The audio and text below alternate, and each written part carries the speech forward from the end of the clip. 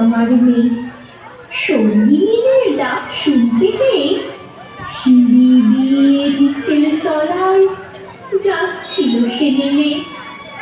অন্ধকারে ভয়ে ভয়ে থেমে থেমে হাতে ছিল প্রদীপখানি, আঁচল দিয়ে আড়াল করে চলছিল সাবধানে। আমি ছিলাম ছাতে, তারায় ভরা চৈত্র মাসের রাতে।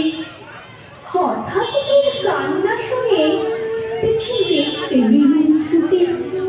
সিঁড়ির মধ্যে যেতে যেতে প্রদীপটা তার নিভে গেছে বাতাসেতে। সুধাই তারি, কি হয়েছে বামি? সে কেঁদে কয় নিচের থেকে, হারিয়ে গেছি আমি। বামি, বামি, বামি। মাকে আমার পড়ে না মনে, শুধু যখন চিনতে গিয়ে হঠাৎ অকারণে একটা কিশোর গুনগুনিয়ে কানে আমার বাজে। মায়ের কথা মিলাই যেন আমার খেলার মাঝে। মা বুঝি গান গাইতো আমার দোলনা ঠেলে ঠেলে। মা গিয়েছে, যেতে যেতে গানটি গেছে ফেলে। বামি চেয়েছিল একটি মায়ের কবিতা লিখতে। বয়স তখন কাঁচা, মাত্র 13। আকাশের দিকে চেয়ে কিছু শব্দ সাজিয়ে নিত, বাতাসের কাছে চেয়ে নিত মায়ের আদর গুলো সব। উড়ন্ত পাখিদের ডেকে বলতো মায়ের অভিমানগুলো সাজিয়ে দিতে তার খাতার পাতায়। বাবু পুতুল তুলতে খুব ভালোবাসত, বাসবে না কেন? বয়স 13, তবুও সে চাইতো একটি মায়ের কবিতা লিখতে। সমাজের চাপে পড়ে মেয়েটিকে 7 পাকে বাধা পড়তে হয়েছিল। বয়স তখন লেখাপড়া, বয়স তখন পুতুল খেলা। বামি চাইতো মাঠে ঘাটে ঘুরে খেলে বেড়াতে ও কিছু শব্দ সাজিয়ে মায়ের কবিতা লিখতে।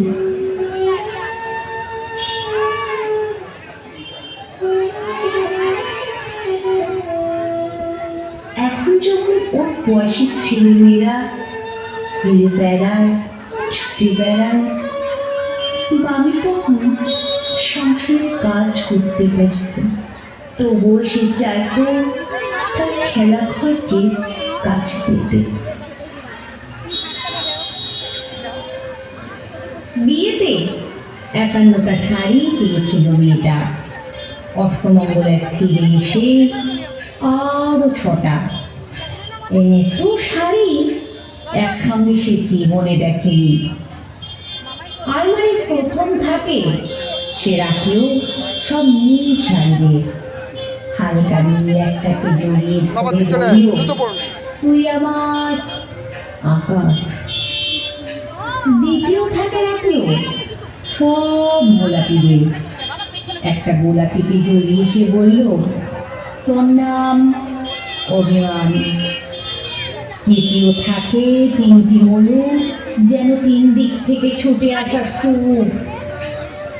তেজপাতা রঙ যে শাড়িটা, তার নাম দিল বিষাদ। সারা বছর সে শুধু শাড়ি উপহার পেল। এত শাড়ি সে কি করে একদিনে পরবে?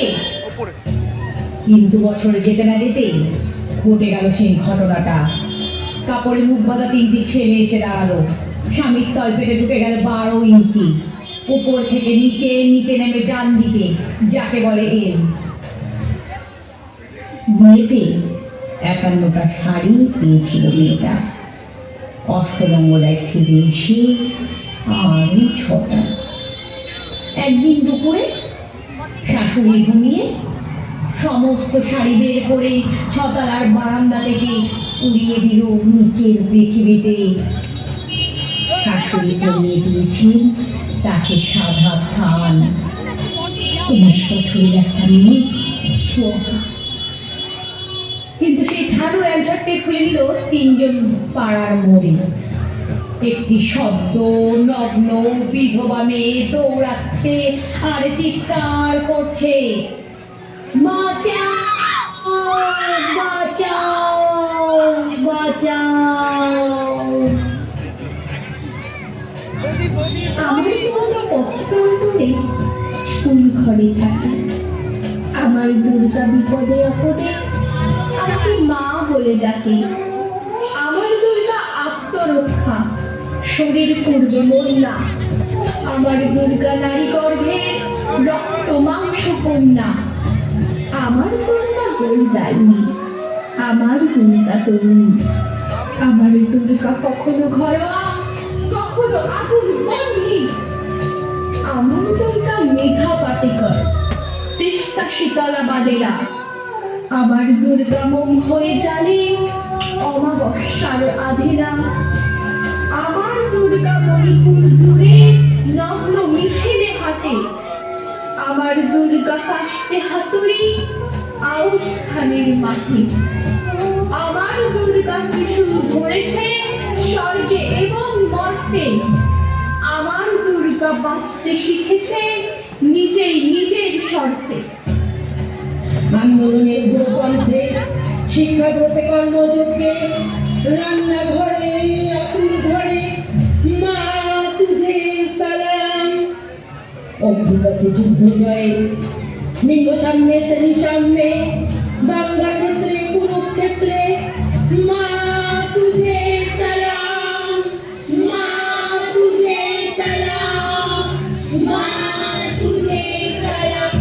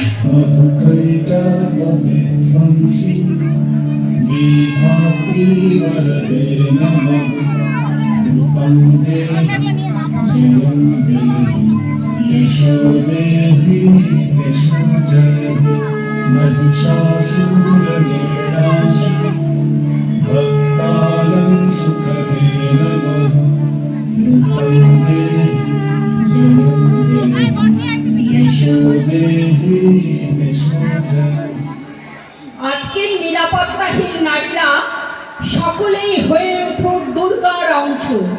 সকল নারীর মধ্যেই আমরা দুর্গার প্রতিচ্ছবি তুলে ধরতে চাই। নমস্কার, শ্রুতিমধুরের পক্ষ থেকে সকলকে জানাই শুভ বিজয়ার প্রীতি ও শুভেচ্ছা।